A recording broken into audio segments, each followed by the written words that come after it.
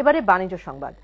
বার্মিংহামের বাঙালি community নেতৃবৃন্দের সাথে মতবিনিময় সভা করেছেন সিলেটে নির্মিতব্য এক্সেলসিওর 5 স্টার হোটেলের কর্মকর্তারা। 25 ফেব্রুয়ারি সোমবার বার্মিংহামের বাংলাদেশ মাল্টিপারপাস সেন্টারে এই মতবিনিময় সভা অনুষ্ঠিত হয়।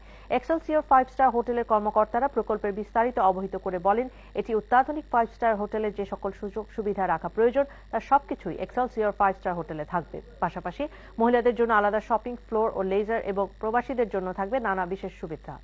ইতিমধ্যে এই প্রকল্পটির কাজ শুরু হয়ে গেছে এবং বৈদ্যুতিক সংযোগ সহ সকল কিছুর অনুমতি গ্রহণ করা হয়েছে। তারা বলেন, বাংলাদেশে বিনিয়োগে আগ্রহীদের জন্য নির্ভরযোগ্য এই প্রকল্পটিতে বিভিন্ন ক্যাটাগরিতে ভিন্ন ভিন্ন কিস্তিতে এখনো যে কেউ বিনিয়োগ করতে পারবেন। মতবিনিময় সভায় এক্সেলসিওর 5 স্টার হোটেলের পরিচালনা পর্ষদের পক্ষে ম্যানেজিং ডিরেক্টর সাইদ চৌধুরী বিভিন্ন বিষয় উপস্থাপন করেন। এতে অন্যান্যের মধ্যে বক্তব্য রাখেন আলহাজ নাসির আহমেদ, মোস্তফা চৌধুরী যুবরাজ, ফয়জুর রহমান চৌধুরী এমবিই, তোফাজ্জল হোসেন চৌধুরী, সৈয়দ জামশেদ আলী, রকিব আলী, আহমেদ আলী প্রমুখ।